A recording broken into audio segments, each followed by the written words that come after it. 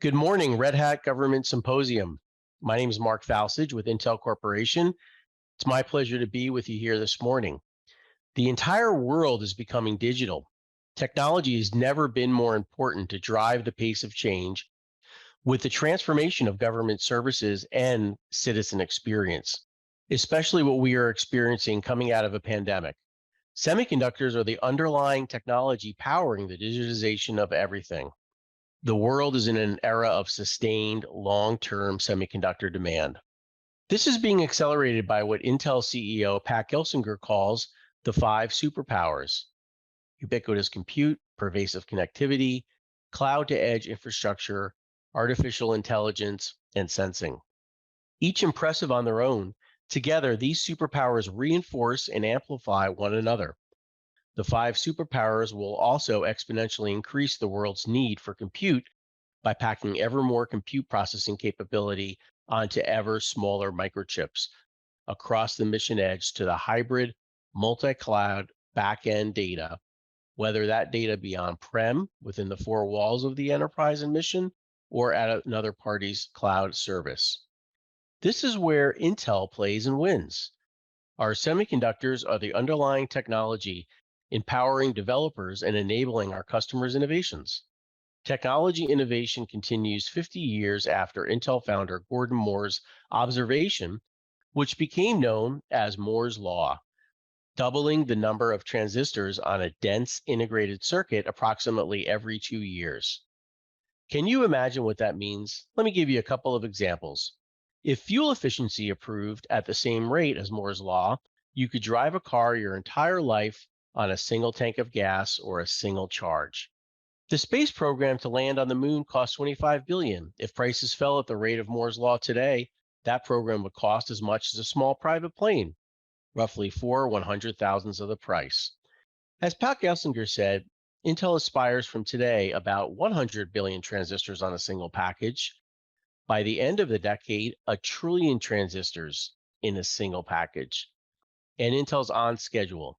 Moreover, COVID-19 spurred faster innovation in digital ways of working, learning, interacting, and delivering healthcare. According to McKinsey, during COVID-19, companies accelerated the digitization of customer and supply chain interactions and internal operations by 3 to 4 years. Just as we saw the digital government transformation, such as the shift to remote work and several other examples within our U.S. federal marketplace. In today's environment of rapidly growing digital transformation alongside geopolitical risks, the world needs a balanced global supply chain with geographically resilient supply chains. Furthermore, an improved hardware and software integrated cybersecurity capability to mitigate risk. Here's what Intel's doing with security tools and compliance capabilities. Everything that happens behind the scenes is where manufacturing our products. First, best-in-class security tools to identify vulnerabilities at scale, including a supplier visual defect catalog, coordinated vulnerability disclosure, and an integrated sampling methodology. Next, Intel's formal cyber supply chain risk management program executes more than 900 annual information security supplier audits, providing automated third-party cyber alerts integrated into an event management process. And also, Intel has a sustained history of participation in industry consortia, whether that be with Homeland Security's supply chain risk management framework initiatives or with the National Institutes of Standards and Technology.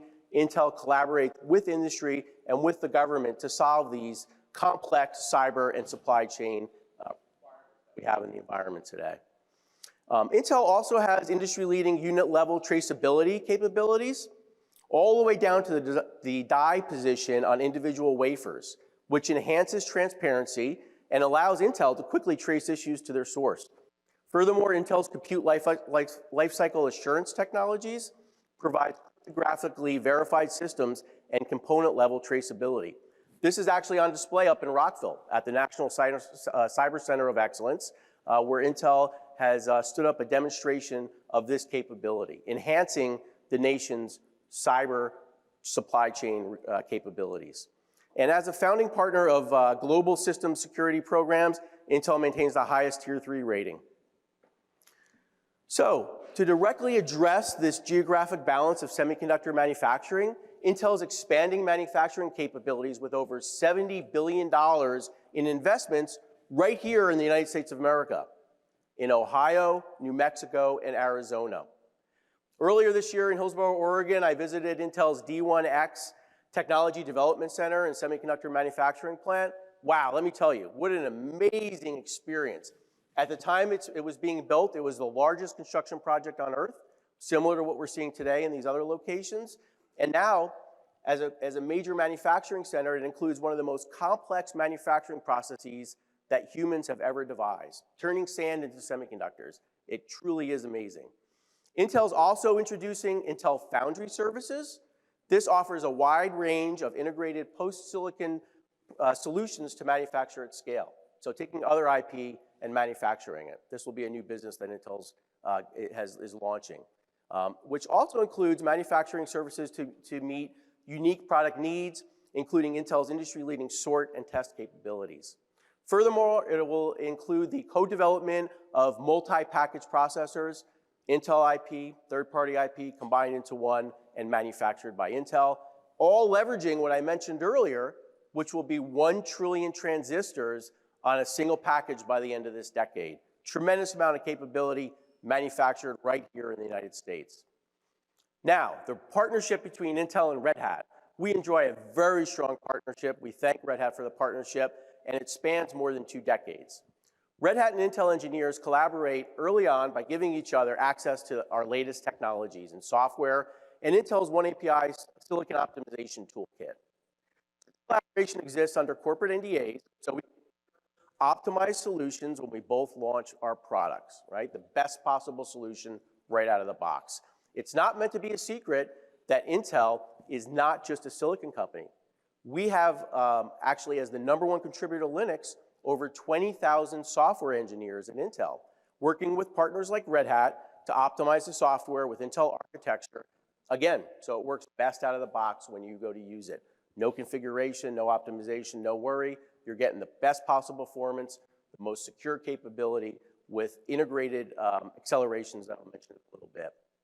Together, Red Hat and Intel help customers to navigate digital transformation with solutions that provide more choice, flexibility, and innovation, building agile, cloud-ready network architectures based on high-performing, industry-standard platforms that are open and software-defined infrastructure, from the mission edge to the core to the cloud, whether that be on-prem or at a third-party location.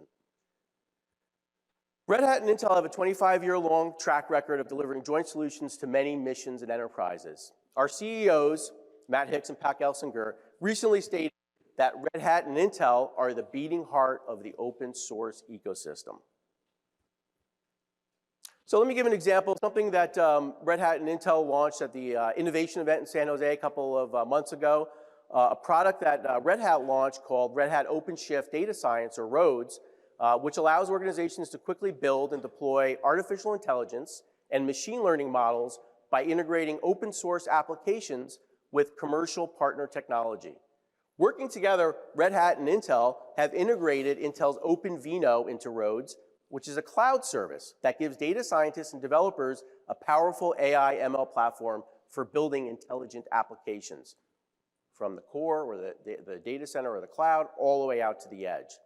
What OpenVINO does is it allows you to convert and optimize models trained using popular frameworks like TensorFlow, PyTorch, and Caffe, and then deploy those across a mix of Intel hardware environments, on-prem, on-device, in the browser, or in the cloud.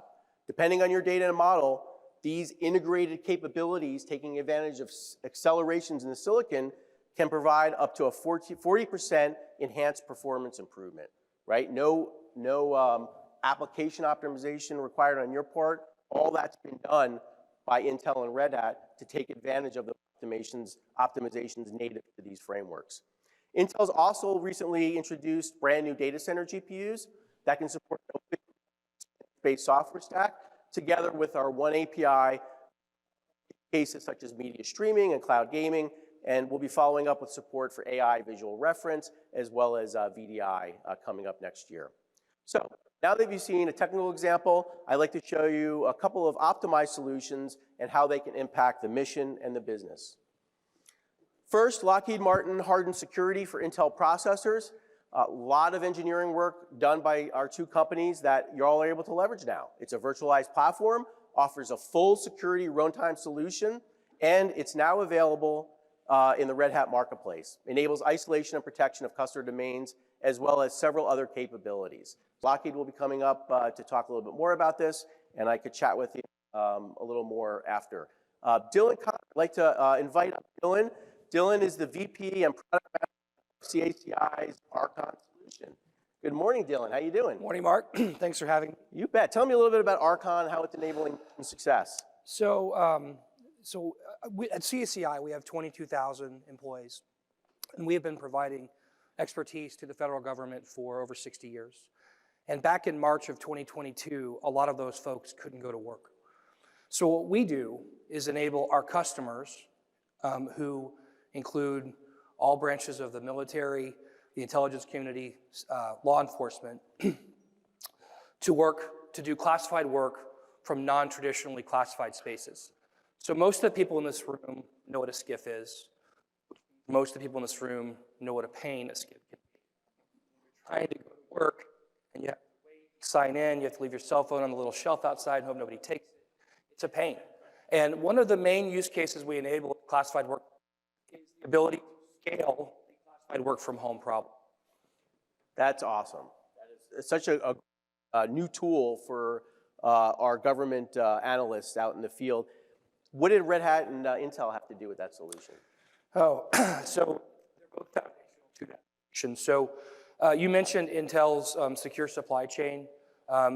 You mentioned Intel's hardware-enabled security technologies, which Lockheed Martin takes advantage of as well. Every one of our customers is by definition a critical user of IT. There's no classified user that is not an important user of IT.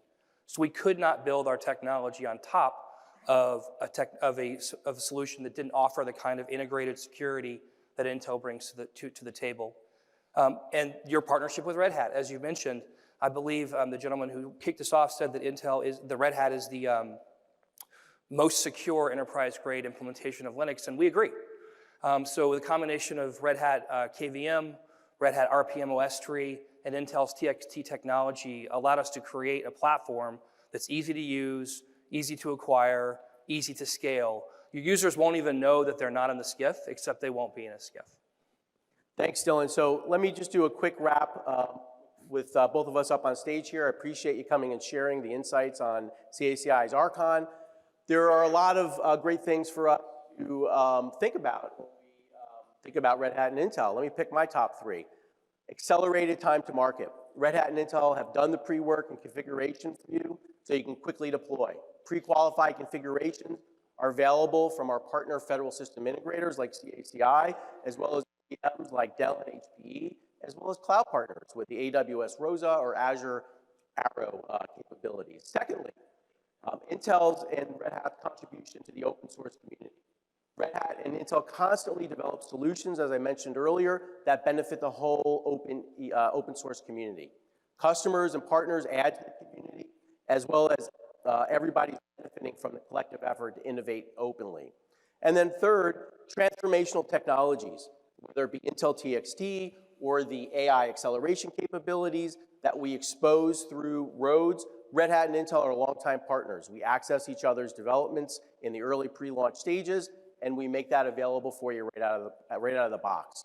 So in summary, an open and secure architecture from the edge of the mission to the multi-hybrid cloud. Thanks again to Red Hat, and you all enjoy the rest of the symposium. Mark, I'm sorry. I would like everyone in the room just take a second to realize the investment that Intel is making in our country and our infrastructure. $70 billion to bring back silicon back here where it belongs is meaningful. It's jobs, it's security, it's innovation. And we need more of this from industry. And so I'd like to thank you, Intel, and indirectly, but thank you for making that investment. It's affecting my family personally and my customers personally, so thank you. Thanks, Dylan. Appreciate it. Yeah, good to see you, Mark. All right, have a good day.